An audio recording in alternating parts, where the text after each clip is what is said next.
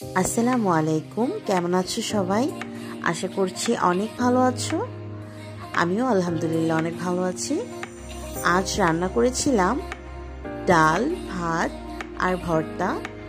এখানে আমি পেঁয়াজটা কুচি করে কেটে তেলে নিচ্ছি, সামান্য একটু সয়াবিন তেলে। আর আগেই কাঁচামরিচটা তেলে নিয়েছিলাম।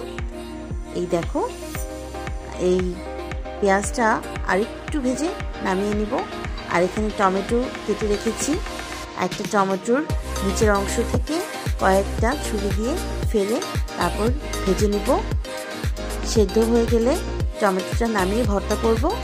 এখানে আমি আলু সেদ্ধ করে নিয়েছিলাম আর ভাজা পেঁয়াজ, কাঁচামরিচ দিয়ে দিলাম আর নিলাম সাথে পরিমাণ মতো লবণ।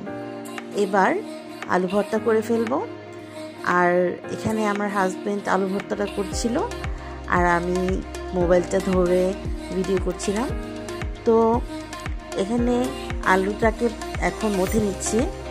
আলুটাকে মথে নেওয়ার হয়ে গেলে দেন আলু ভর্তা করে ফেলবো। এখানে লবণ নিয়ে নিলাম আর কাঁচামরিচটাকে এবার ডলে ডলে ভর্তা করে নিচ্ছে। আর কাঁচামরিচটা ভর্তা হয়ে গেলে সবগুলো উপকরণ একসাথে মিশিয়ে সরিষার তেল পরিমাণ মতো নিয়ে ভর্তাটা ভালো করে মেখে তারপর পরিবেশন করব। আর এখানে ভর্তাটা কাঁচামরিচ ও পেঁয়াজটাকে আমি তেলে নিয়েছি, সামান্য একটু তেলে।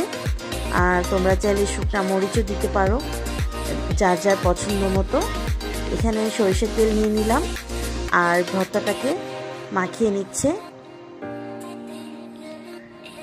খুব ভালো করে মথে ভর্তাটাকে মাখিয়ে নিলেই গরম গরম ভাতের সাথে আলু ভর্তা একদম রেডি। এরপর টমেটো ভর্তা করে নিচ্ছি। এখানে আমি আরও কিছুটা ভাজা পেঁয়াজ, কাঁচামরিচ নিয়ে নিলাম আর এখানে পরিমাণ মতো লবণ নিয়ে নিলাম। এবারে কাঁচামরিচটাকে ভালো করে লবণ দিয়ে মথে ভর্তা করে নিচ্ছে। ভর্তা করা হয়ে গেলে টমেটোটাকে ভর্তা করে নিব। কাঁচামরিচ, পেঁয়াজ, লবণ দিয়ে ভালো করে মাখা হয়ে গিয়েছে। এবারে মধ্যে মধ্যে টমেটোটাকে ভর্তা করে নিচ্ছে। টমেটোটা এত গরম ছিল আর ভর্তা করা পসিবল হচ্ছিল না, তো একটু থেমে থেমে ঠান্ডা করে নিয়ে তারপর ভর্তাটা করছিল। তো এই যে আমাদের ভর্তাটা একদম রেডি। এখানে টমেটো ভর্তা, আলু ভর্তা করেছি। অনেকেই কাঁচামরিচটাকে সেদ্ধ করে আলু ভর্তা করো, শুকনা মরিচটাকে ভেজে আলু ভর্তা করে নাও। তো আজকে একটু ডিফারেন্ট ওয়েতে আমরা ভর্তাটা করেছি আর এটা খেতে অনেক বেশি মজা লাগে। তোমরাও ট্রাই করো কেমন। আর এখানে টমেটো ভর্তা আর আলু ভর্তা আর ডাল ছিল আজকে দুপুরের খাবার আর গরম গরম ভাতের সাথে।